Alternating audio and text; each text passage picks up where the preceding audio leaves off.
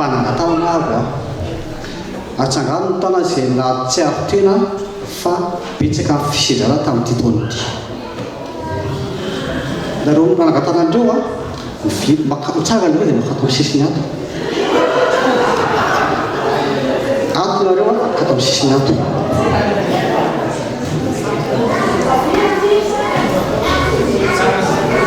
atao sisiny ato nareo zay nanangatanana teo milaza fa hoe be fisindrana tamin'ity taona ity atsangano ny tana zay hoe nahazo fahasoavana tamin'ity taona ity zay nahazo fahasoavana tamin'ity taona ity makato janao tsy aloha zay efa hoe be fisindrana dia le nahazo fahasoavana makato zay nahazo fahasoavana misiny tsara sahanao hoe tefa tsy nahazo fahasoavana ianao makanisanao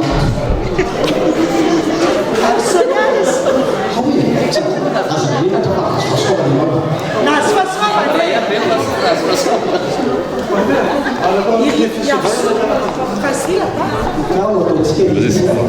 fahasoavana nareo zany na tsy ary toena fa hoe mafimafy ny fisendrana jobo fa aoriana-jobo ane misy ihany koa le mitaizy après fa izao mba tonga antsika rehetra handray anjara amin'le fety dia izao mpanaovina hirinareo zay ro atao baiboly ihany ao anatin'ny firano ka mangatana ny mpitendry ho an'le olona zay na tsy ary tena fa na nisy fisindrana mafy tamin'ity hira fa 700 ary taotrao ry mosafolo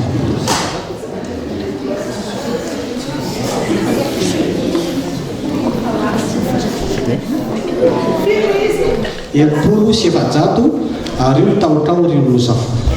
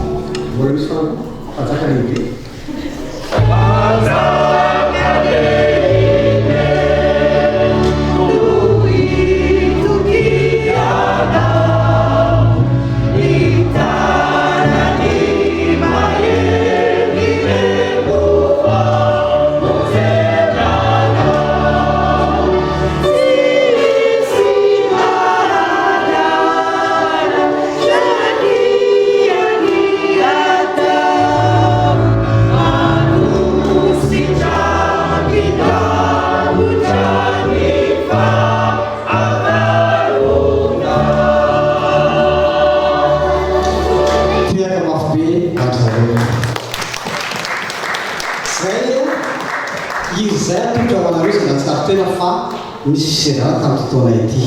ho antsika zay nahazo fahasoavana tamin'ity taona ity tsotra kely hira 537 endreny amaroso